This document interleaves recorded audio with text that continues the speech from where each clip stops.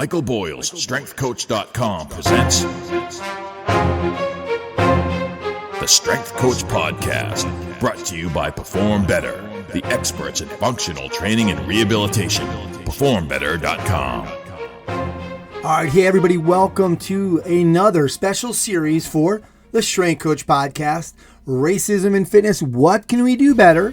This is a 6-part series. This is part 4. My name's Anthony Renna, and I do want to just say thanks to everybody that's been reaching out, commenting, and sharing everything, whether that's on Twitter or on Instagram. I really appreciate the support. I mean, so for everybody out there, please go and start to share these, try and get these to as many people as we can reach.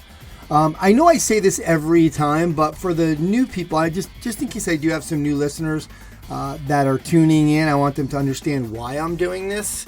So with the recent events, including the murders of Ahmaud Arbery, Breonna Taylor, George Floyd, and now Rayshard Brooks, I wanted to try and do something that was more than just posting a black square on social media to show that I believe Black Lives Matter, and to help my listeners and me understand some of the black experience in fitness. These events made me look at my own actions and non-actions, which is probably more important, some of the things that I wasn't doing. So I'm trying to do what I can to become an anti-racist. So I'm educating myself, listening to books, watching documentaries, and having conversations. These conversations included. I've done a pretty bad job including black voices on the Strength Coach Podcast. So that's one thing I aim to change with future shows, is having a better representation of black strength coaches on the show. And that's not from this series.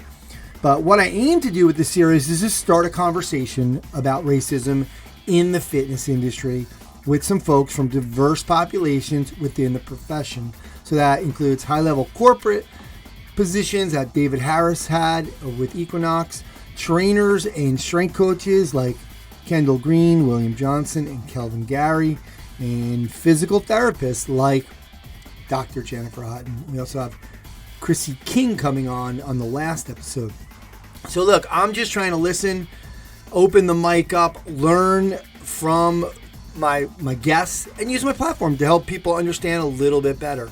So each episode has a sponsor donating $250 to the organization of choice for each episode's guest. I'm also going to donate $50 each episode. I want to encourage you to donate as well. I will have the links to all the organizations at continuefit.com in the show notes for each episode. So today I have on Kendall Green.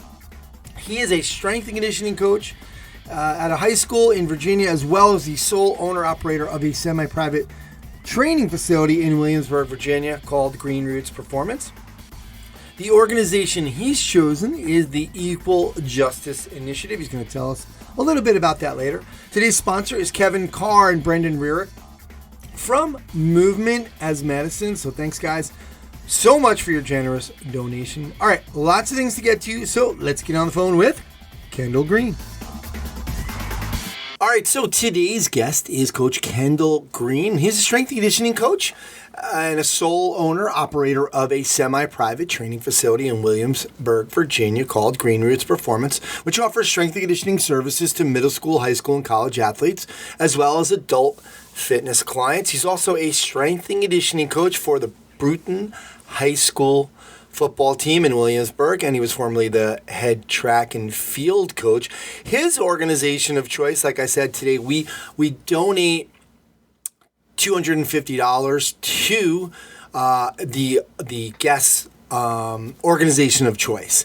So $250 is coming from the guys over at Movement as Medicine, and I will also be donating $50 each episode to in all 6 episodes. So that's all going to go to the Equal Justice Initiative. We're going to talk a little bit about that later, but Coach Green, thanks for coming on and doing this.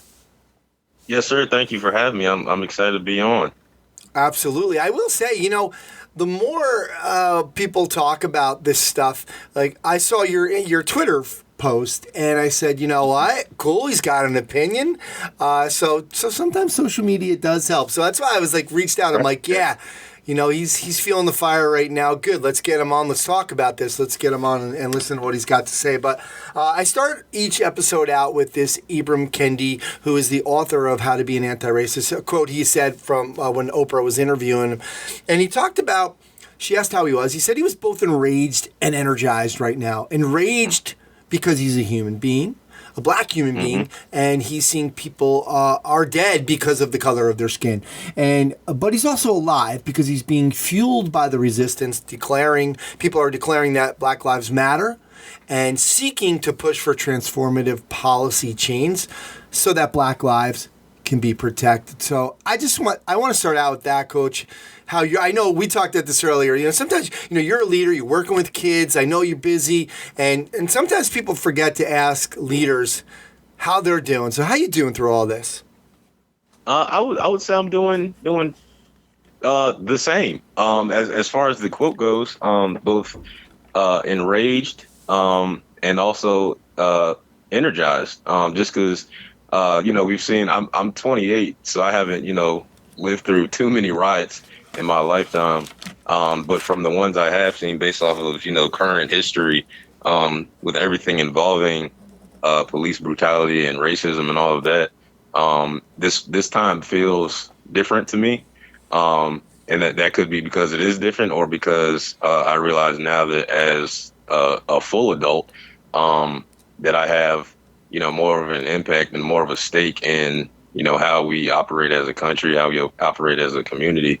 So I'm definitely enraged that this is still going on. My parents have dealt with it. My grandparents have dealt with it. And before that, but enraged that I have to deal with it at this point. I'm sure, they are as well as, the older generation in general, that they still have to deal with it, for whatever, side they have chosen. Everybody has to deal with it to some extent. So I'm raised that I still have to deal with it, but it's still energized and excited about the position I'm in to have an impact, and to affect change in my immediate and distant community. And just that it feels, people now, like you said, are declaring, that Black Lives Matter, regardless of whatever position they're in, regardless if they actually mean it. But they are declaring it, which is a statement in itself. So I think that's, he hit the nail right on the head when he said he was equally enraged and energized. So that's, basically where I'm at as well. And I'm sure there are many other people, black and white, and any other racial demographic that can agree with that. Yeah, and I think one of the encouraging things we've been talking about with some people is you seeing such diverse groups out in all the protests, right? And you're seeing a lot. But one thing, this is the tweet I was talking about, that I saw that you had wrote, and you were just talking about a lot of people, coaches, people in the predominantly white career field of athletic performance. You said, I hear your silence and disregard. Right. Let me just ask you about that, just because that was on May 31st. And I think one thing, like for me, for example, today is June 12th or something. I haven't told anybody. This is a 6-part series, but at the time I'm recording them all first. I haven't told anybody I'm doing this. I'm just doing it. I'm trying to take action. Yeah. Obviously, sure. I have had some stuff on my Instagram that I posted about Kendi's book that I'm listening to, but I didn't talk about the other books that I'm reading or what I'm watching or that I'm even doing this. So talk to me about that, because sometimes I feel like that was early that you said that. So yeah. So essentially, me being a former athlete, and current coach, both for strength and conditioning and for a sport, I do understand, and I can see that this is a predominantly white, and obviously it is, and it has to be, just based off of statistics, with majority of the country being white. But I do understand that while coaches, administration, whoever, trainers are predominantly white, that the athletes that I work with and that others work with, for the most part, are predominantly black or another minority. Just statistically speaking. So I can see that, and I follow these coaches as well. They're people I look up to in the coaching field, whether it be for football or for strength and conditioning. These are people I look to because I feel like their position in this profession, is what I'm aiming for. It's something I'm striving to get to as a professional.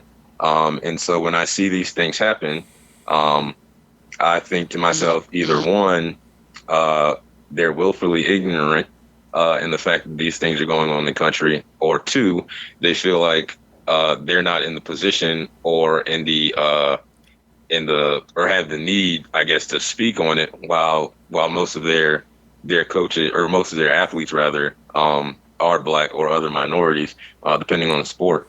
Especially at the higher levels, from college to the pros, any level really, as far as college goes, from Division I to Division III, NAI, JUCO, all those positions. Majority of the athletes are minorities, to an extent, of course, in the major sports.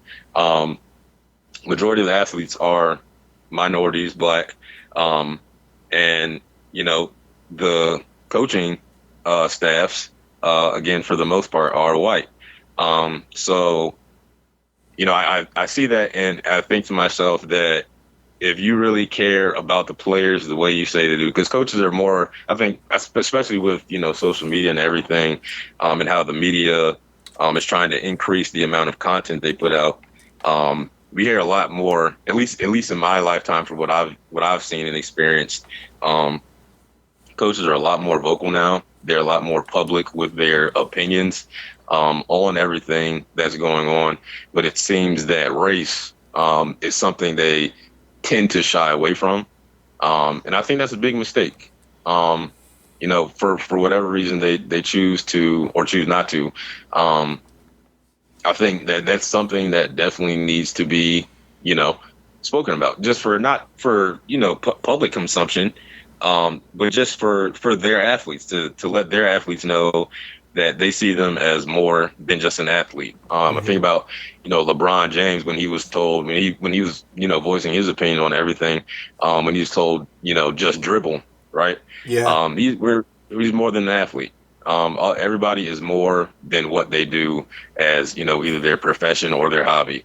These are human beings, and everybody's affected by it. There are people in colleges, black people in colleges right now, that are directly related to or involved in police brutality on a regular basis, and have witnessed these things firsthand, and they're affected by it. And because of their position on whoever's team, whatever they're trying to do professionally, or just playing in general, they sometimes feel like they can't advocate for themselves because they don't know what any repercussions may be.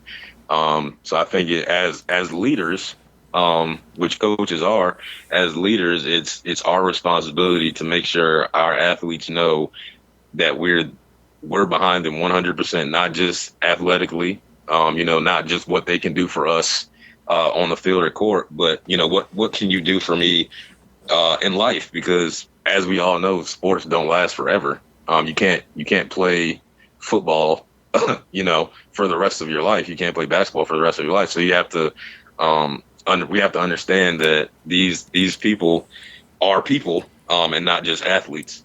And yeah, that's basically what I was getting at. Just we have to essentially be accountable to ourselves, to each other, to the athletes. We have to be aware of everything that's going on, and then we have to educate ourselves, on the history that got us up to this point. And we can't use I didn't know as an excuse anymore, because it's right in our face. It's in our face for years, right? So now, and I guess that kind of leads back to me saying, like, it feels different now, just because, everybody's got the iPhone 15 or whatever number they're on now. So the image is clear as day. We see what's going on. We can hear what's going on, and there's no hiding from it anymore. So the longer you try to hide from it, the more you essentially look like a terrible person. Yeah. Keeping Yeah. it PG. Yeah. Um, No, I agree. so yeah, just voicing, it basically what it boils down to is just publicly declaring what side you're on, essentially. Yep. Whether you're, whether we have all these big companies and big 500 companies, they're saying we stand behind Black Lives Matter, we support the community, blah, blah, blah. That's great. Whether they mean it or not, like I said, they made the declaration. It means something. And now we have to take that meaning and put it into action. Yeah, I agree. I think we need to really focus on, hey, what side are you on? And it has to be about action. That's why I wanted to do this series. Just let's go. Let's listen. Let's listen to what coaches have and trainers and everyone has to say, and then start to make some change. And it's going to be uncomfortable. This isn't that comfortable for me talking about it. People think I might sound comfortable, but I'm not. I don't want to mess it up either. That's another thing. I don't want to mess this up. And so it's an important work that we're doing, but it's got to continue beyond, just these interviews and just what, like you said, just posting like, hey, Black Lives Matter. I wanted to do more than that. But Coach, let's talk about a little bit about racism in the fitness profession. You have two factions that you're in. You're in the private sector with your own business, and then you are the strength and conditioning coach for Bruton High School. Am I pronouncing that right, Bruton? Yeah. Oh, Bruton High School. Okay. You're probably the first person that's pronounced it right the first try. And I'm from New York too. I was thought there'd be like some kind of New York accent coming there down in Virginia. So, Coach, how has racism impacted you in the fitness pro? Whether that's a story about you have, even it doesn't. It also could be as an athlete too. I don't care. How has that impacted you in this profession? Yeah. So professionally, from the private sector side. It's really impacted me more, I'd say, mentally. It seems like it's more of a anxiety-filled experience as far as being a business owner, just because there are all these top tier strength and conditioning facilities, and they're held as the golden child, for the lack of a better term. And they are, again, predominantly white facilities. These are the ones, that we see at all the conferences and seminars that are held up to the highest standard, and they're, the golden goose of the fitness industry. So just feeling like I see them, I understand what they're doing. I understand their programming, their business strategy, things of that nature. But the only thing that's different is that they're white and I'm not. So it builds up the anxiety, like, am I really good enough? Or do I deserve to be here? Do I deserve to ask for the money I'm asking for? Do people believe that I can deliver to them the same results or better than these other facilities and businesses? And then there's the superiority complex in the area I'm in. My business is in Williamsburg, Virginia, which is a predominantly white, fairly affluent area. And it's everything here is, colonial, patriot, everything to do with 1776 that you can think of. So there's that superiority complex that this is colonial town, USA. And, your place is implied. Your subordination is implied. You fall in line like you should, because we're trying to maintain this colonial town for as long as we can. So it's more of a mental game, I'd say. Yeah, as far as the private sector goes. People come into the gym, want to see what you're doing, see what you offer, and you get that and it's something I believe that at this point, and probably before, black people can kind of sense when you're looking at them weird. And I'm sure that goes for everybody else as well. You can feel when somebody's looking at you weird, or they're kind of surprised that you're able to do something that they didn't really expect from you. And Like you mean like being a business owner? Yeah, being a business owner, focusing on strength and conditioning, not being one of the and this is not to throw shade at anybody or anything, but not being one of the high intensity foot ladder guys that throws cones everywhere on the field and dances around them all day. Like having a strict, not strict, but having a structured rather strength and conditioning program to improve athleticism scientifically. Yes. Okay. So just not having everything be sports specific, and then do some calf raises and bicep curls at the end of the workout. People are kind of, surprised that that's what I offer. And I break it down to them, explain everything just like anybody else would. But, I still feel that sense of, are you just guessing, or did you look this up on YouTube? Things like that. Yeah. I sense that, for sure.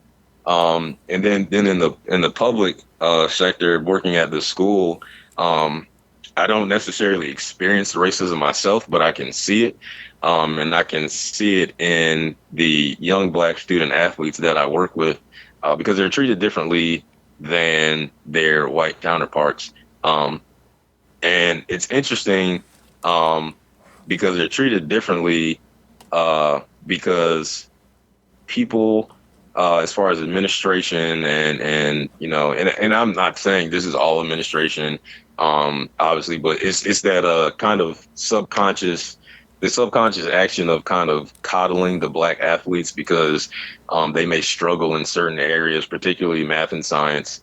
They're not really pushed to the extent, and I experienced this myself when I was an athlete. I wasn't until my senior year, really. I was kind of, wanted to be the cool guy more or less, and everybody knew I was a good football player, and they wanted to make sure I was eligible for the next season, so they would kind of, I wouldn't say call me, because my dad's a teacher himself, so he made sure like I was being pushed to some extent, at least as much as he could.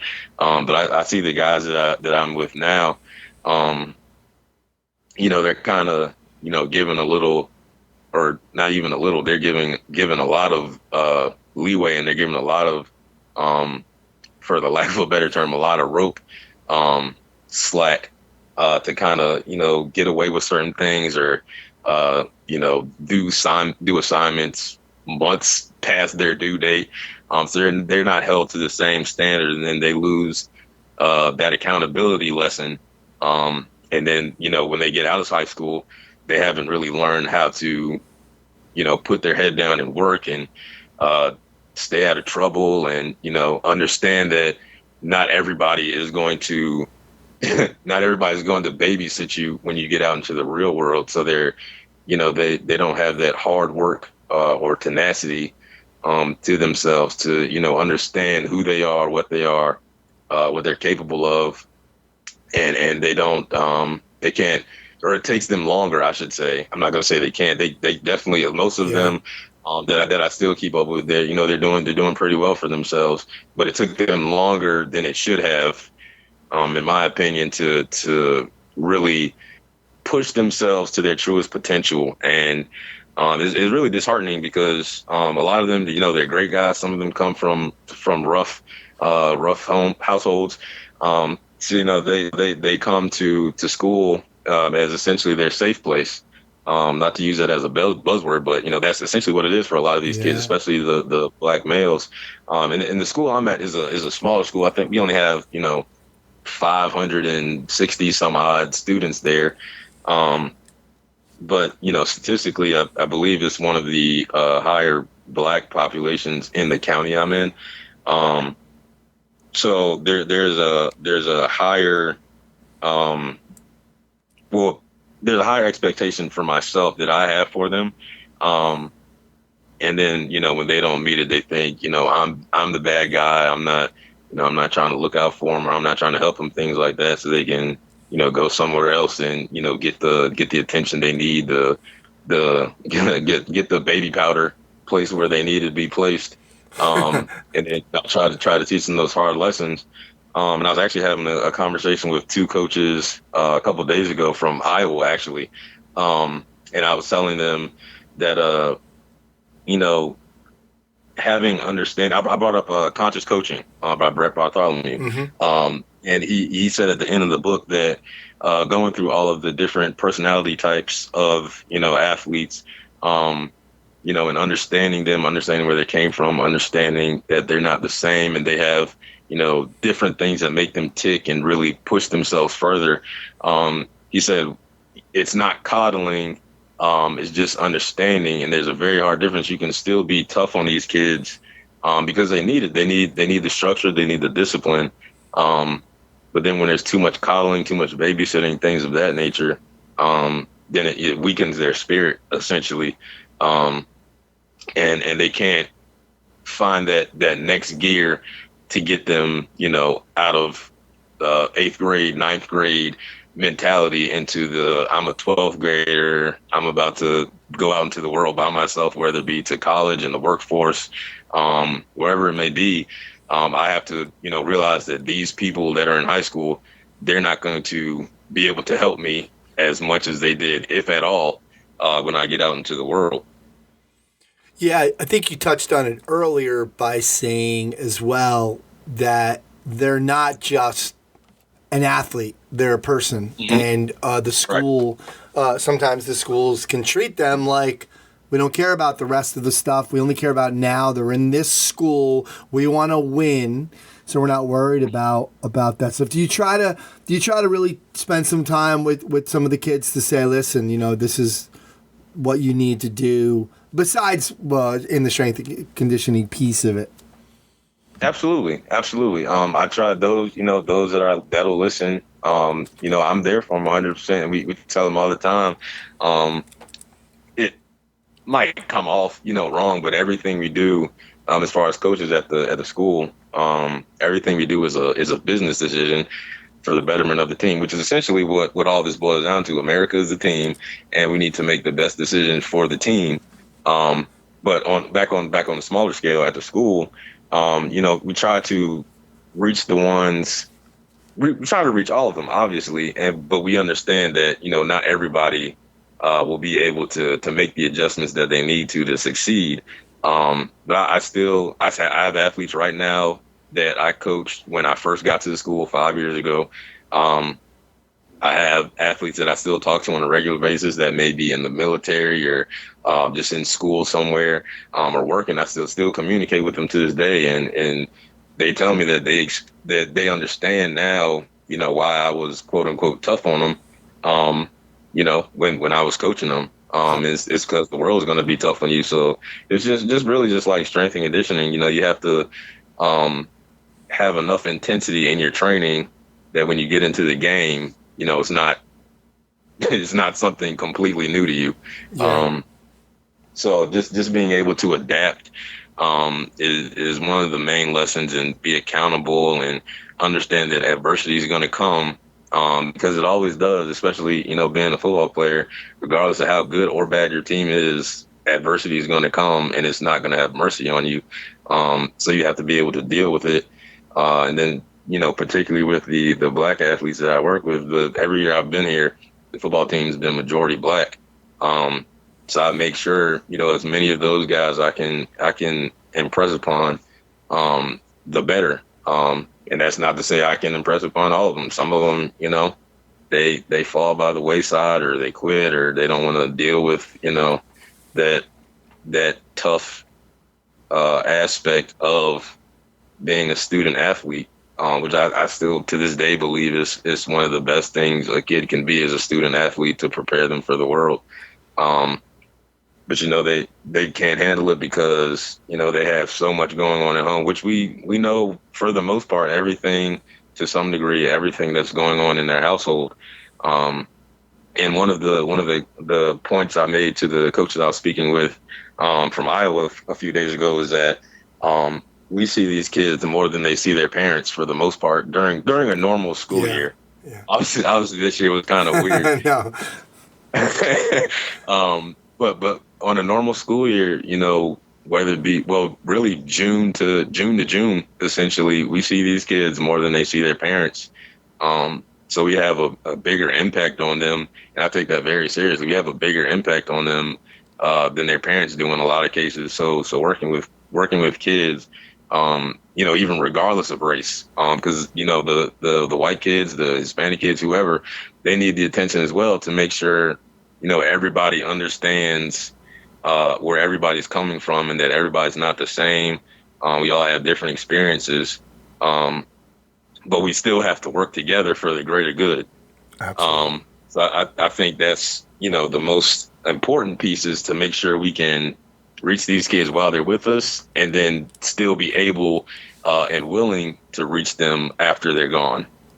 Absolutely. Good stuff. Coach, listening to Kendy's How to Be an Anti-Racist, he talks a lot about policy, and that's where we really need to kind of focus our attention on a lot. And I want to ask you about your career aspirations, and if you feel like there's some, because it is a predominantly white field. So do you feel like racist policy is kind of held your career back, or is it even to you mentally like, well, I can never get to this level? Talk to us about that idea.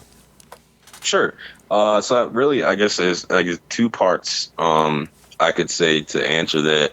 The first part would be, no, I haven't personally experienced racist policy that has held me back thus far.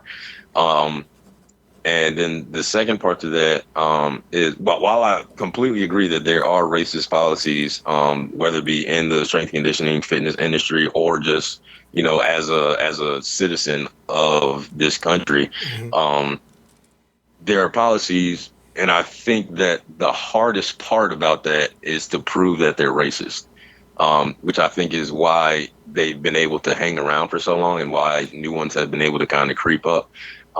Because it's not, we call it overt versus covert racism. Overt being, it's right in your face. They're telling you what it is, how it is, when it is. Then covert is, it's kind of subtle, and it doesn't tell you that the reason it is what it is because of the color of your skin. So I think the hardest part that we're going to have to address, which is why it's so important that everybody, regardless of race, speaks up, is because it's hard to identify and it's hard to define that it is a racist policy that is holding people back. Because they're not gonna write in your building lease or something that, you're black, so you have, this is going to be a 6-month lease or month to month. Yeah. But if you're white, you're going to get the whole 12 months or something like that. So the hardest part, and again, I haven't experienced it myself thus far, but the hardest part, I believe, is just understanding that racist policy doesn't show itself as racist policy. Absolutely. Yeah, I think I watched 13th about the, when slavery was abolished, and then these laws came in, the Jim Crow laws, to kind of really hold black people back with some of these things. So it's exactly what you're talking about. You can't always see them right away. You could be ignorant to them pretty quickly. So, Coach, love this quote by Buckminster Fuller. You can never change things by fighting the existing reality. To change something, build a new model that makes the existing model obsolete. Sure. What do you feel like we can do in this profession, or Fit Pros can do better to maybe help build a new model to overcome racism? Sure.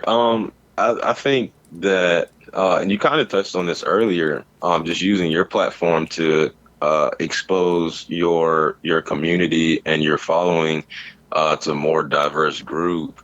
I think that's first and foremost is, whether it be a podcast, a conference, seminar, just increase the diversity of them, of the speakers, of the guests, of the directors in certain positions, of the number of coaches in certain positions.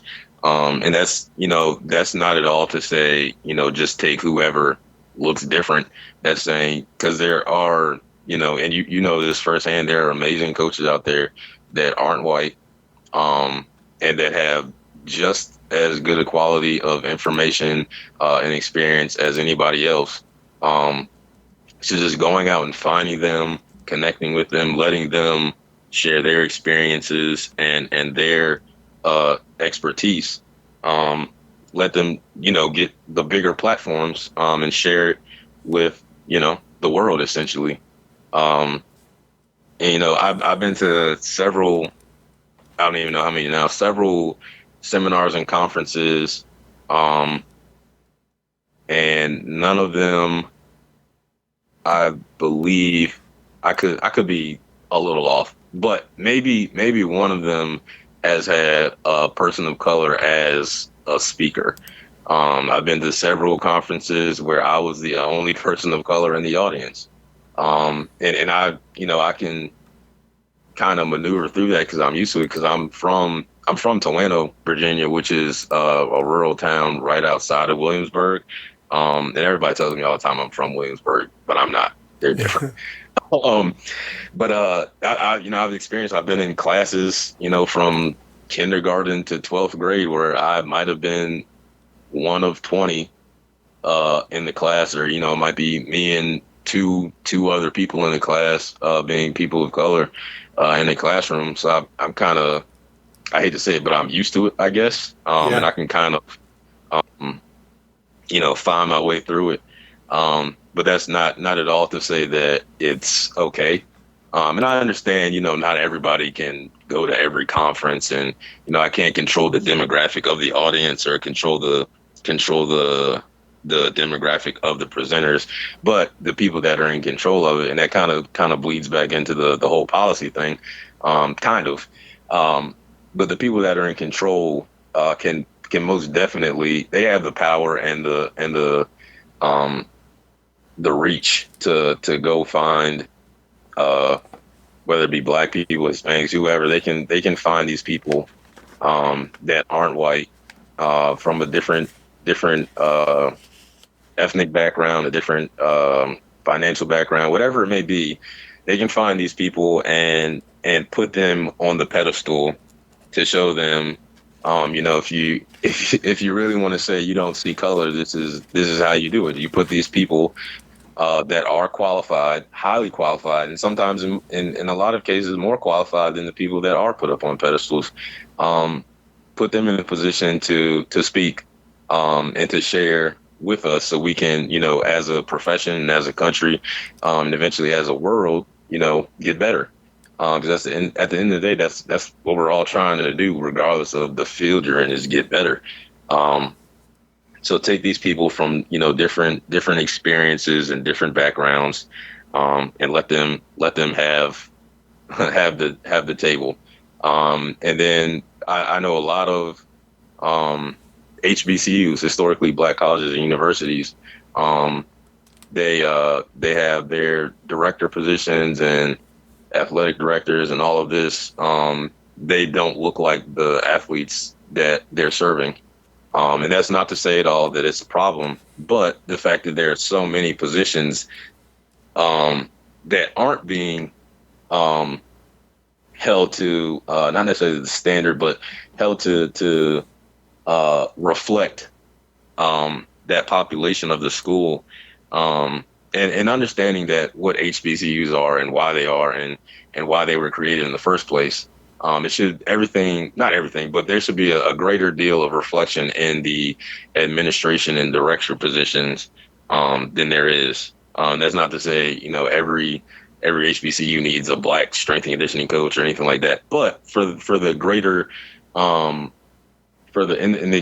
this goes back to the policy, but finding the qualified people that are qualified, essentially, to be in a position of power, to express and lead, without any yield, I guess you could say, and just do what they need to do and what they're capable of doing, because nobody is really working harder than anybody else. When you think about it, everybody's going to college, everybody's getting their masters, everybody's getting the CSCS. These are all similar qualifications across the board. So it's up to the policymakers and the administration, and anybody else on whatever board or organization to put these people in position to lead and to serve. Absolutely. And I will say, as somebody who, I obviously choose my guests. And Right. A lot of times my excuse is always, and it's lazy, is I go for articles, right?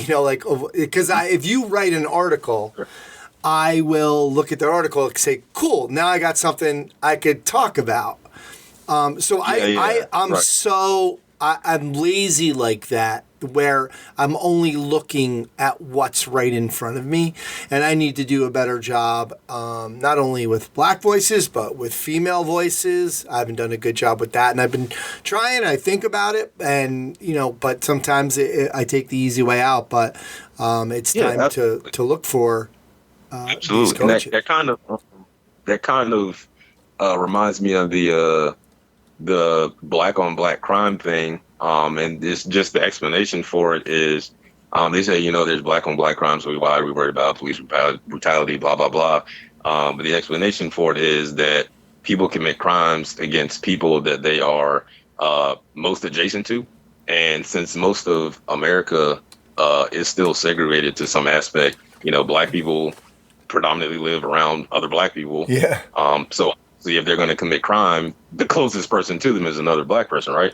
So that's kind of the same thing, is that you find, and not just you, obviously, but you find articles, that you're interested in, or people that you may have heard of or know, because they're most adjacent to you, and you reach out to them, right? And then you have them on, which, that's, like you said, it's kind of lazy, but it's understandable, right? Because those are your interests. Those are the people you can relate to, essentially, and that's how we got here for the most part. Is just we find who you relate to the most, and we kind of travel over to them, or more attracted to them.